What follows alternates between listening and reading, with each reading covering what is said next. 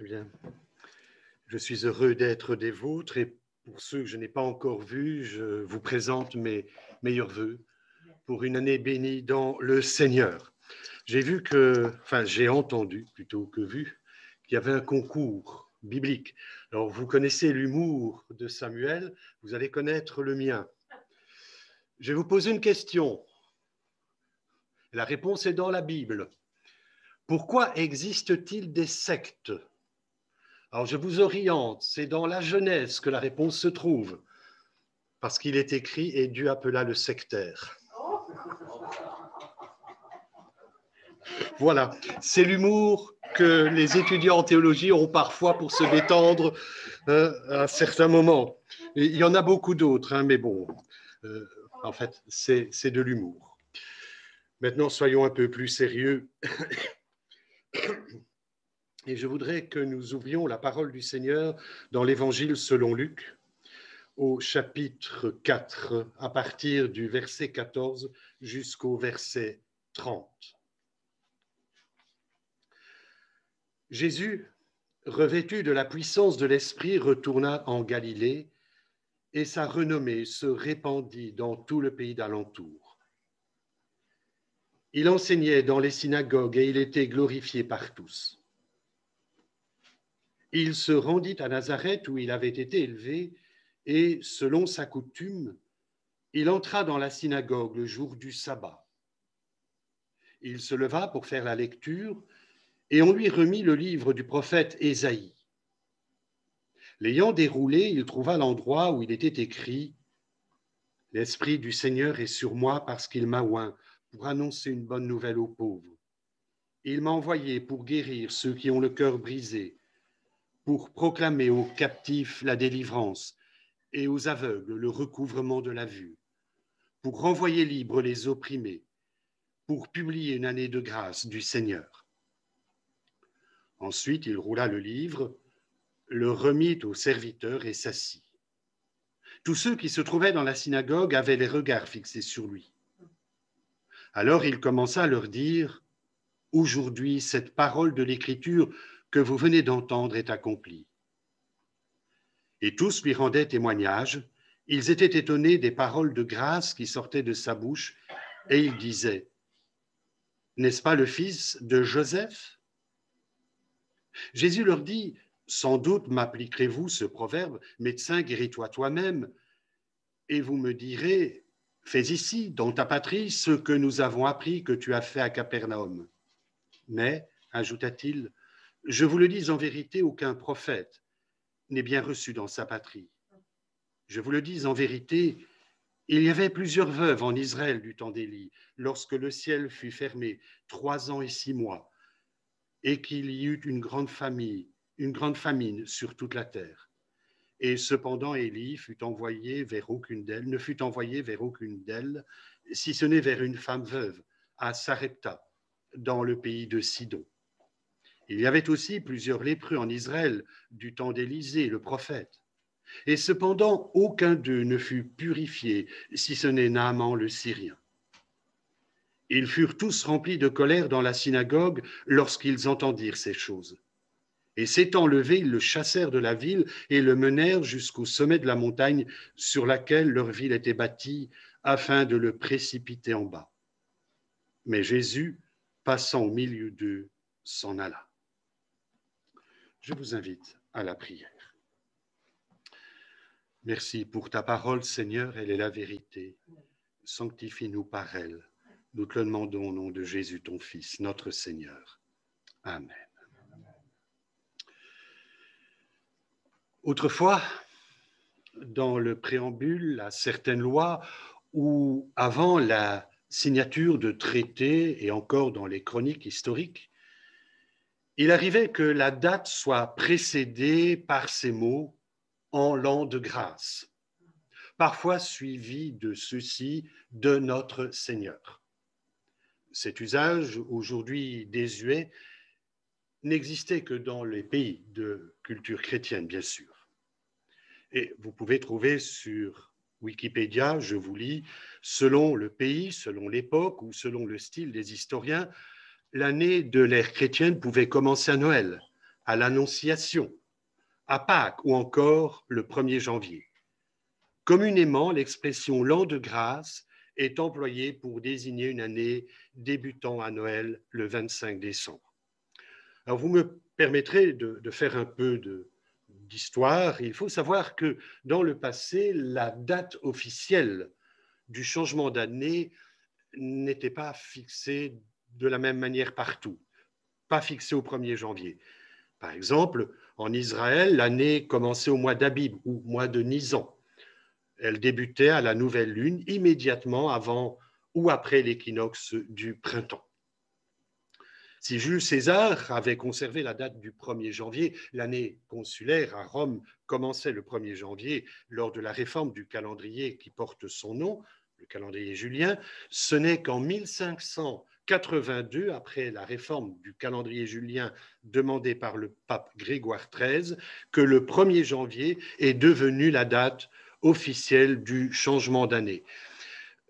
Date qui a été acceptée mais qui n'a pas été appliquée partout. C'est ainsi que certains pays ont adopté cette date au XVIIIe siècle. Allez sur Wikipédia, vous aurez toutes les informations.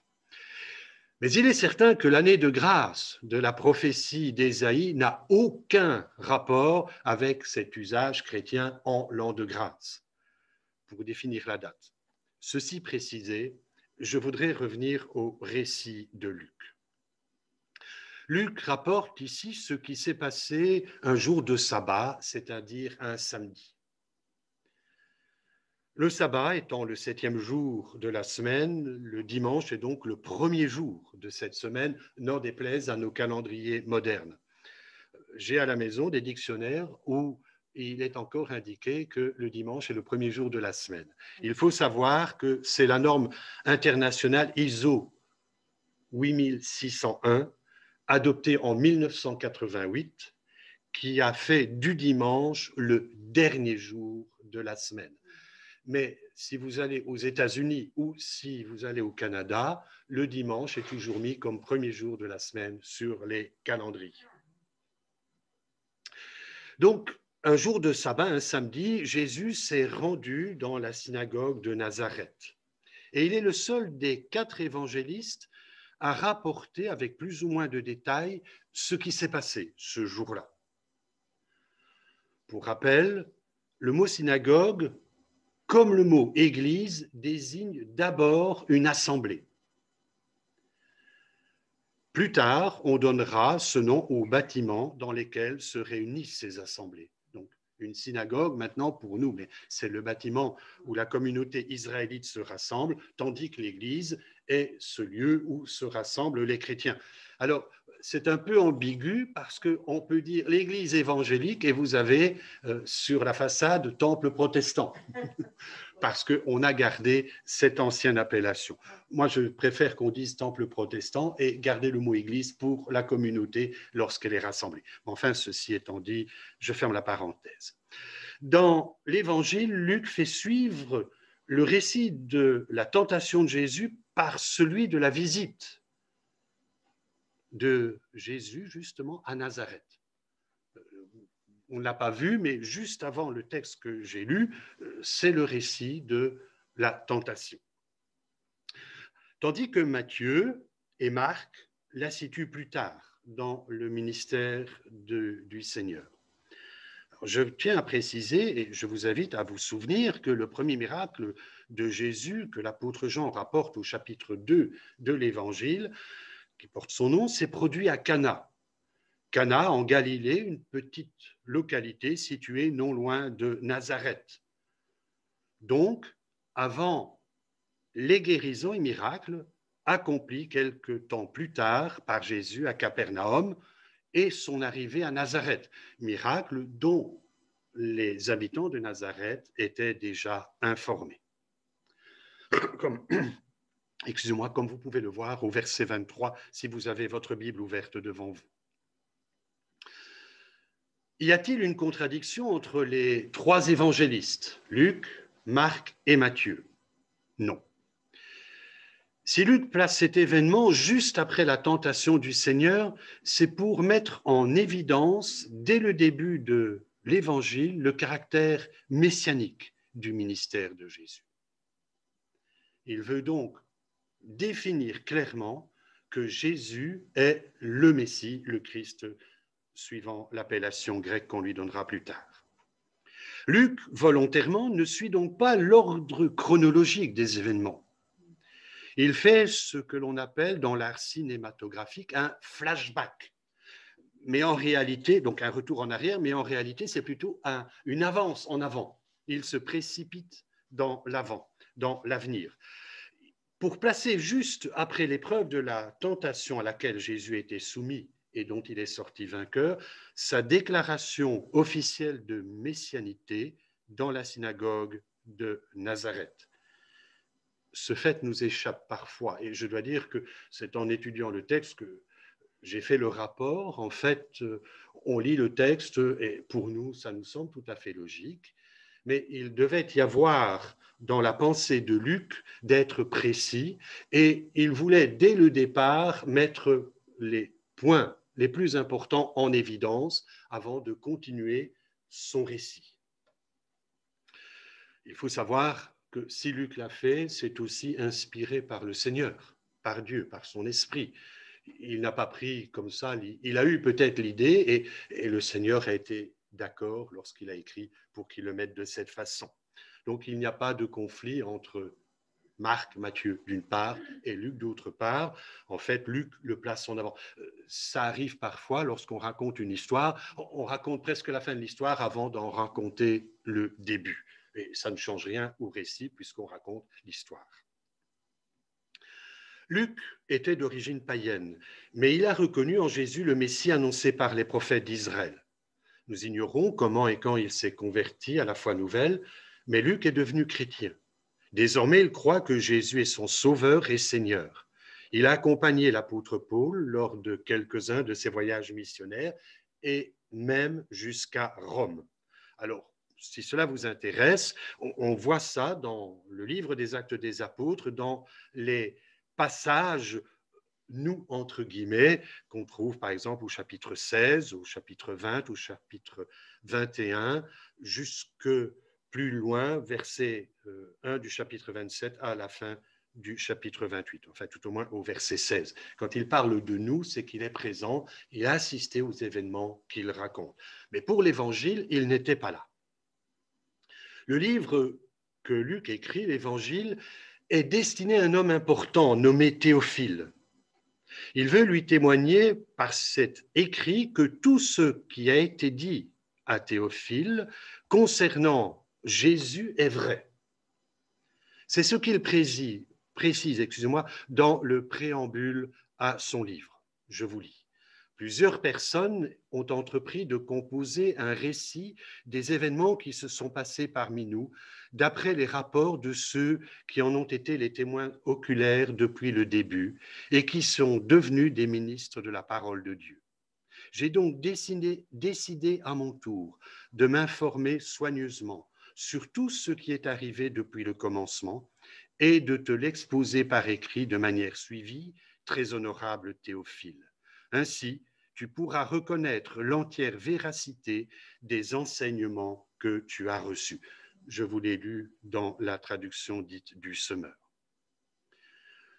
Si le rapport entre la tentation et la visite du Christ à Nazareth ne nous apparaît pas d'emblée, la lecture d'un autre passage du Nouveau Testament nous met en évidence cela.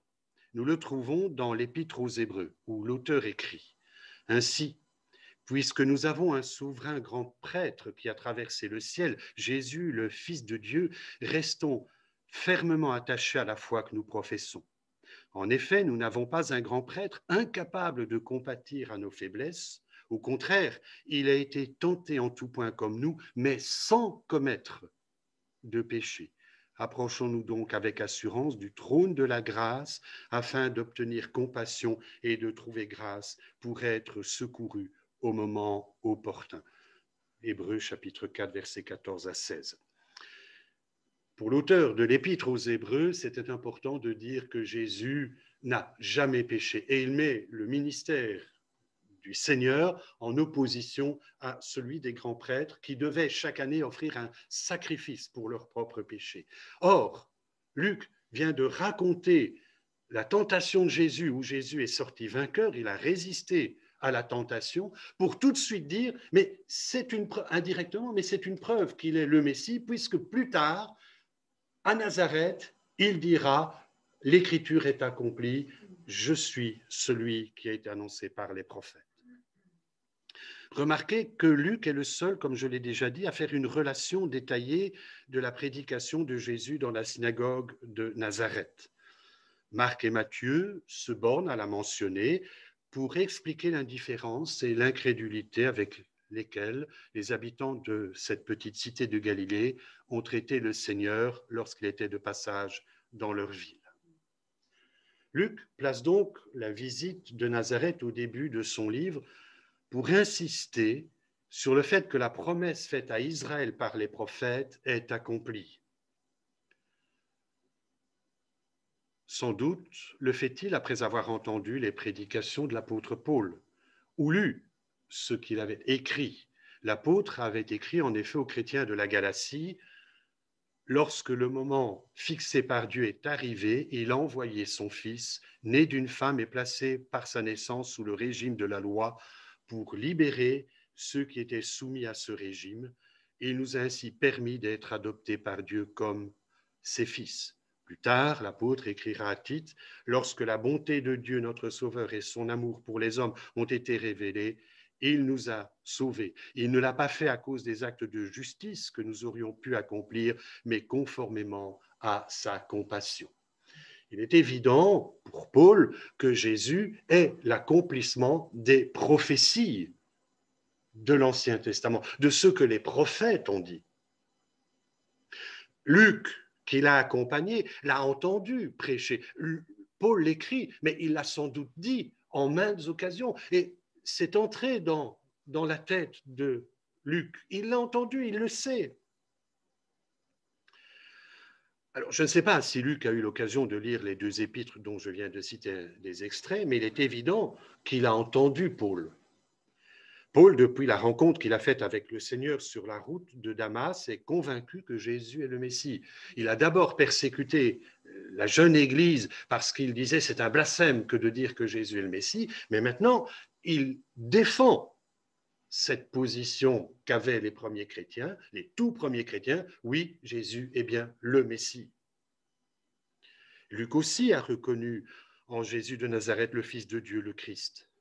Il a côtoyé l'apôtre, il a écouté son enseignement, il est convaincu personnellement que Jésus est le Christ, le Messie, mais plus encore qu'il est le Sauveur. D'où ma question. Et vous, personnellement, reconnaissez-vous en Jésus votre Sauveur? Est-il pour vous le Messie de la promesse?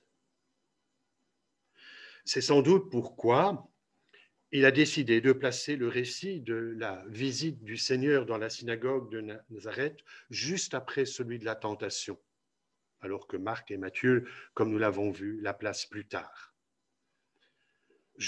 L'apôtre Jean ne relate pas cet épisode de la vie de Jésus dans l'évangile qui porte son nom, mais il devait y penser quand il a écrit dans le prologue « La lumière brille dans les ténèbres et les ténèbres ne l'ont pas accueillie ». Cette lumière était la véritable lumière qui, en venant dans le monde, éclaire tout être humain. Elle était dans le monde et le monde a été fait par elle. Pourtant, le monde ne l'a pas reconnue. Elle est venue chez les siens et les siens ne l'ont pas accueillie. Mais à tous ceux qui l'ont acceptée, à ceux qui croient en son nom, elle a donné le droit de devenir enfants de Dieu. Et la parole s'est faite homme, elle habitait parmi nous, pleine de grâce et de vérité, et nous avons contemplé sa gloire, une gloire comme celle du Fils unique venu du Père. C'est son propre témoignage qu'il écrit là. Il a vu Jésus. D'ailleurs, au début de la première épître, il dit ce que nous avons vu, ce que nous avons entendu, ce que nos mains ont touché, nous vous l'annonçons. À la fin de l'évangile, il dit tout cela a été écrit afin que vous croyiez que Jésus est le Christ, le Fils de Dieu, et qu'en croyant en lui, vous ayez la vie en son nom. Luc utilise un autre procédé. Pour affirmer ce que je viens de vous citer de Jean, il utilise un autre procédé en reprenant le fait historique de la visite de Jésus à Nazareth pour dire, voilà, Jésus est effectivement celui que vous attendiez. pour les Juifs, ou pour les païens, Théophile qui ne devait pas connaître grand-chose sans doute, pour lui dire, écoute, on t'a parlé de Jésus, eh bien, ce que tu as appris de Jésus, c'est vrai, voilà, et voilà ce qu'il en est. Jésus a bien affirmé qu'il est le Messie, le Sauveur du monde. Dans la première année de son ministère public, Jésus est revenu dans la ville où il avait grandi, Nazareth. Un jour de sabbat, je reviens sur le récit, comme il en avait l'habitude, il s'est rendu dans la synagogue. Alors, bien sûr, le temps de pandémie nous empêche de venir à l'église, au temple. Mais Jésus ne faisait pas la synagogue buissonnière comme beaucoup de chrétiens aujourd'hui font l'église buissonnière. Il y a beaucoup de chrétiens qui disent « Oh non, aujourd'hui on ne va pas au temple, il fait bon, on va à la mer. » Bon, on irait bien au parc Astérix. Moi, j'ai eu des élèves j'avais le lundi matin en première heure de cours. « Ah non, je n'ai pas su étudier, monsieur, parce qu'on est parti en week-end. » Une autre fois, on m'a dit « Mais il y a un cachalot qui s'est échoué près d'Ostende, on est parti voir. » Je dis « Tu n'as pas été au temple ?»« Ah non, on est parti à Ostende. » Il y a beaucoup de chrétiens qui se disent chrétiens, mais qui font l'église missionnaire. Oh, oui, mais on est fatigué, la semaine a été dure, alors on a fait grasse matinée. C'est bizarre, les chrétiens font grasse matinée, mais on ne permet pas au Seigneur de faire grasse matinée. Il doit toujours être disponible quand on a besoin de lui, n'importe quand, 24 heures sur 24, 7 jours sur 7, 365 jours, plus quelques heures par an. Il s'est rendu à la synagogue, il s'est levé, c'était la tradition pour la lecture des Écritures. Nous n'aimons pas, nous, chrétiens évangéliques, on rappelle cela, mais moi, j'apprécie le fait que lorsque dans l'Église catholique, on lit l'Évangile, les gens se lèvent. Et en particulier, lorsqu'on lit le récit de la résurrection, les gens se lèvent pour écouter cela, par respect. Alors, vous allez me dire, c'est une tradition, mais je vais vous raconter un fait historique. Lors de la première représentation, interprétation plutôt, du Messie de Handel devant le roi d'Angleterre, au moment où l'orchestre a commencé à entonner les premières notes de l'Alléluia et que le chœur a commencé à chanter donc l'Alléluia du Messie, le roi s'est levé.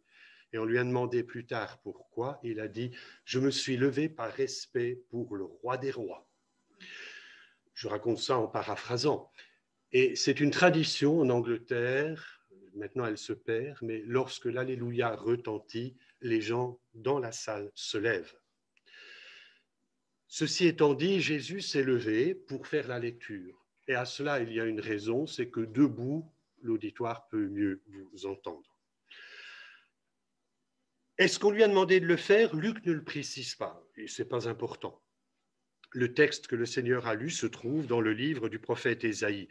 Est-ce qu'il l'a choisi lui-même ou était-ce celui qu'on devait lire ce jour-là? Encore une fois, l'évangéliste ne le précise pas. N'oublions pas, il n'était pas présent, puisqu'il a appris cela plus tard par des témoins. Et les témoins n'ont pas jugé bon de lui préciser la chose. Le texte que le Seigneur a lu se trouve dans le livre du prophète Ésaïe au chapitre 61. Mais il s'est arrêté à la première partie du verset 2 du texte d'Ésaïe. John MacArthur, dans ses notes d'études sur l'écriture, précise que le Seigneur s'arrêta au milieu du verset 2 sans lire la suite du verset qui annonce le jugement au jour de la vengeance de Dieu et se rapporte à sa seconde venue. Un autre commentateur dit « Jésus s'est volontairement arrêté en plein milieu d'un verset. En effet, il finit sa lecture avec « Il m'a envoyé pour proclamer l'année de grâce accordée par le Seigneur », en omettant la suite qui est « Et un jour de vengeance de notre Dieu ». Ce n'est pas un oubli ni un détail. En effet, cette deuxième partie du verset sera elle aussi accomplie, mais plus tard, lorsque Jésus-Christ reviendra pour régner. Et voici le texte du livre d'Ésaïe, je vous le lis bien sûr dans la traduction de la NG, donc la nouvelle édition de Genève.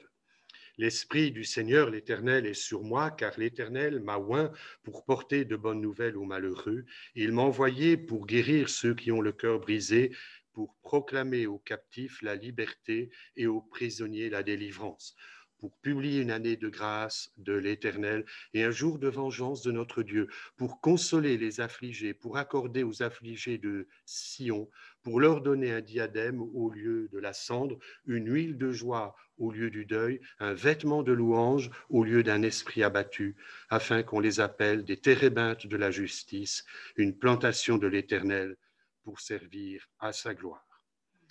Je voulais vous demander, je l'ai oublié, mais vous avez peut-être, vous qui êtes à la maison, votre Bible ouverte devant vous. Et si vous l'avez, vous avez sans doute remarqué qu'il y a une différence, même dans la traduction de la NEG, entre le texte de l'Ancien Testament et le texte de Luc. Comment cela se fait-il? Eh bien, en fait, parce que Luc cite la traduction dite des Septante, qui est une traduction de l'Ancien Testament réalisée en Égypte au IIIe siècle, qui a été commencée donc au IIIe siècle avant notre ère à la demande du roi Ptolémée Philadelphe. Le roi aurait chargé 72 érudits juifs de faire la traduction des textes hébreux en grec pour sa bibliothèque, la fameuse bibliothèque d'Alexandrie. Et donc, c'est pour cela qu'on a donné à cette traduction le titre de Septante, les Septantes ou la Septante, selon que l'on veut mettre ou pas le pluriel.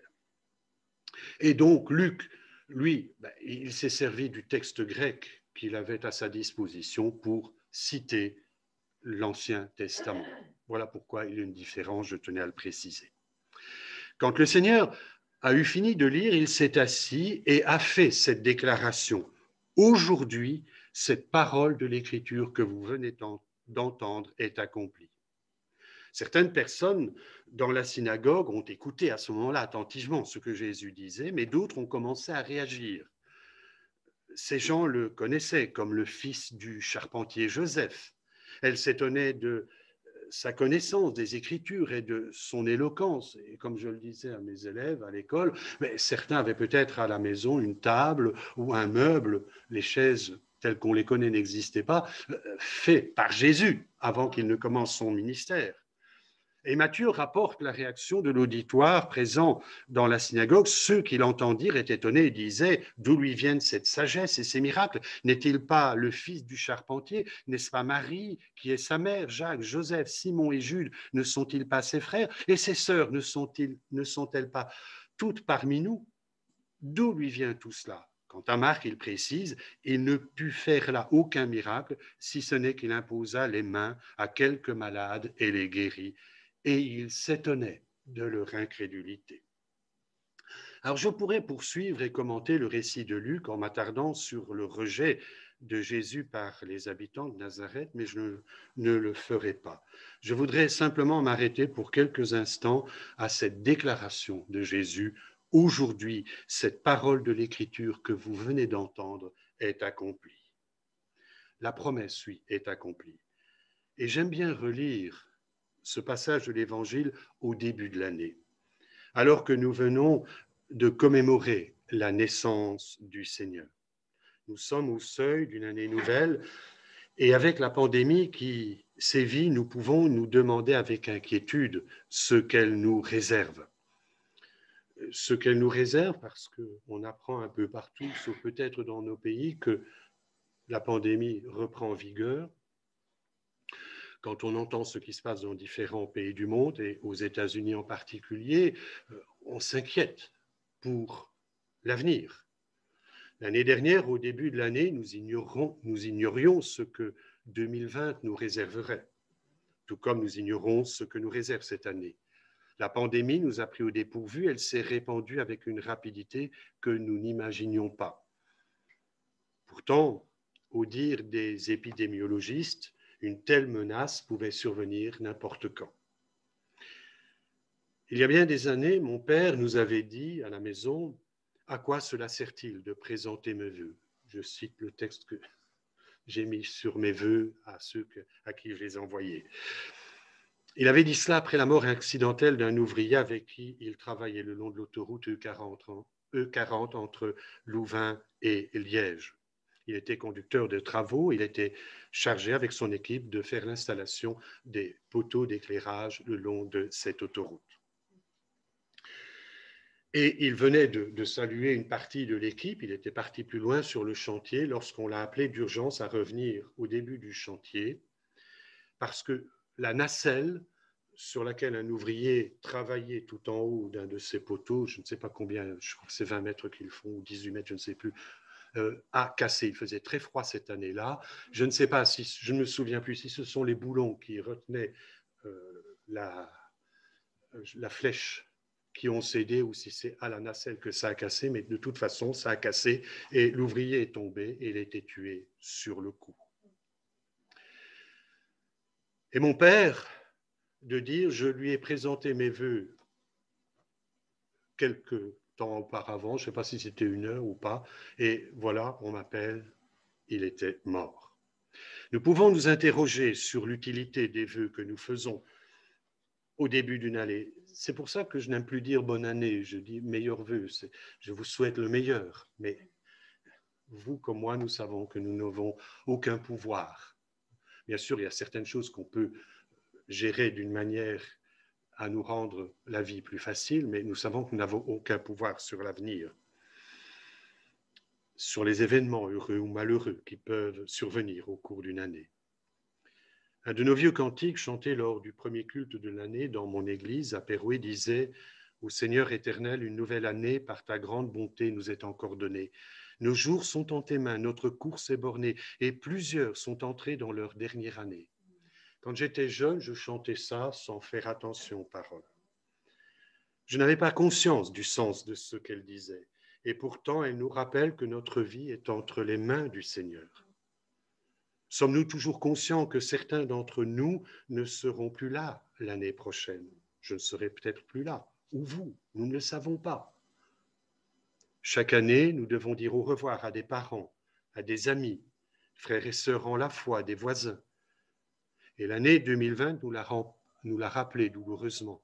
Certains d'entre vous ont été atteints par le Covid-19 ou ont vu un être cher être emporté par cette terrible maladie. Je disais à notre frère Samuel que l'année avait mal commencé. Un frère que j'avais vu mardi il y a une semaine, donc avant le Nouvel An, est décédé justement mardi de la semaine passée. Pas du Covid, mais bon. Je dois dire que l'année 2020 a fait que j'ai eu beaucoup de décès. Je n'ai pas fait le service, mais j'ai assisté à beaucoup de cérémonies funèbres. D'ailleurs, le 2 janvier, j'ai présidé à un service funèbre, une personne qui avait 100 ans qui est décédée, pas du Covid, mais des conséquences d'une hospitalisation. Oui, certains ne seront plus là. Et pourtant, nous pourrions dire, si c'est comme ça, où est notre espoir? Et je reviens à ce que le prophète avait écrit, une année de grâce. Est-ce que cette année sera une année de grâce? Oui, en ce sens que cette année encore, le Seigneur nous accordera sa grâce, si du moins nous voulons l'accepter. Lorsque j'avais commencé à préparer le sermon, mais je ne l'ai pas mis dans mes notes, je me souviens de cette histoire d'un condamné à mort à qui la grâce présidentielle avait été offerte et qu'il a refusé. Donc il a été exécuté. Cette année est encore une année de grâce, mais nous devons accepter d'entrer dans cette année de grâce. Ça ne veut pas dire que tout se passera sur un tapis de velours. Jésus n'a jamais promis cela. Au contraire, il nous a bien fait comprendre que ce ne serait pas facile de le suivre. Mais il a dit et qu'il serait avec nous. Et c'est ici que je voudrais revenir à ce qui a été dit dans la nuit où il est né par un ange à des bergers. N'ayez pas peur, je vous annonce une bonne nouvelle qui sera une source de grande joie pour tout le peuple. Aujourd'hui, dans la ville de David, il vous est né un sauveur qui est le Messie, le Seigneur. Le Messie est descendu. Et Luc, quand il écrit l'Évangile, après avoir raconté ça, parce que c'est lui qui a écrit la phrase que je viens de lire, dit, ben oui, c'est vrai. Et Jésus l'a confirmé, il a dit, c'est bien moi qui suis celui que vous attendiez. Malheureusement, les gens de Nazareth n'ont pas voulu entendre. Aujourd'hui, cette parole de l'Écriture que vous venez d'entendre est accomplie. Oui, frères et sœurs, la promesse est accomplie, le Messie, le Sauveur est venu parmi nous. Un de nos vieux cantiques de Noël dit « La promesse est accomplie, le salut nous est donné, en Christ Dieu réconcilie sa justice et sa bonté. L'heure de la délivrance pour les captifs a sonné, c'est la nouvelle alliance, l'enfant Jésus nous est né. » C'est le 87 dans les ailes de la foi. Oui, le Messie, le Sauveur est venu, et c'est lui que Luc voulait présenter à Théophile par écrit. Il voulait que Théophile sache, c'est ce qu'il voulait lui rappeler, la promesse qui a été faite par les prophètes d'Israël est vraie, elle est accomplie. Et c'est ce que je voulais vous rappeler ce matin. Nous avons un Sauveur en Jésus, le Fils de Dieu. Manifestation de l'amour et de la grâce de Dieu. Et je le rappelle, la grâce est une faveur imméritée. On ne gracie qu'un coupable. Quelqu'un qui est innocent, on l'acquitte. La grâce de Dieu, dit l'apôtre Paul, a été manifestée.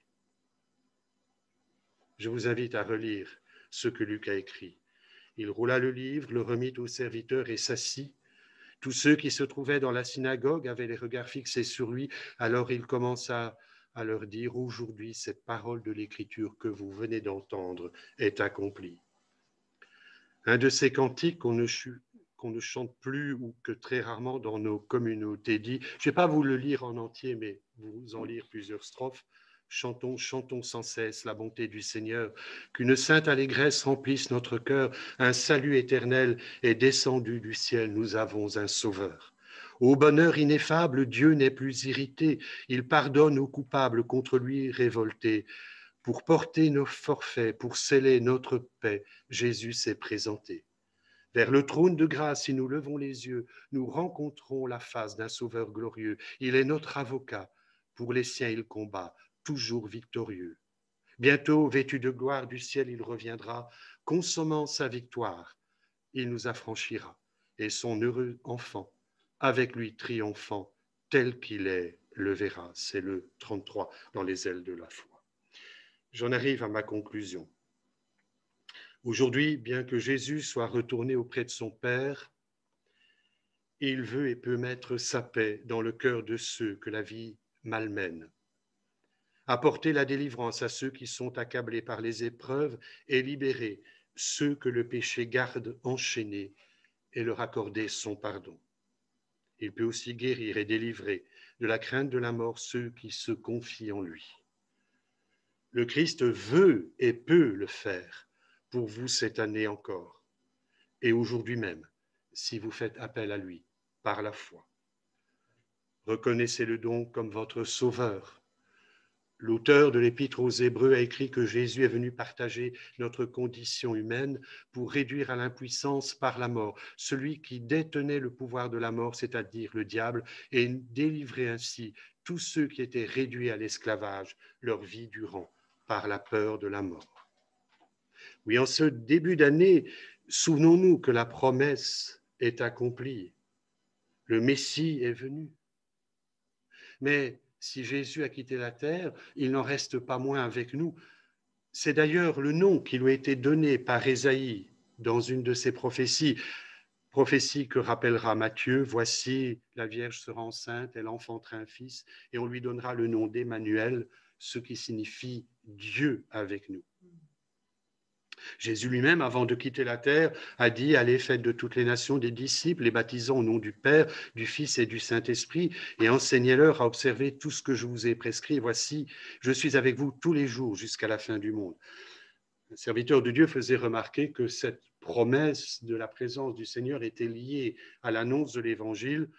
Je partage son avis, quoique partiellement, parce que le Seigneur a promis d'être avec nous et pas parce que nous sommes évangélistes, pas parce que nous annonçons l'Évangile, c'est sa promesse d'être avec son Église. Il ne l'abandonnera pas.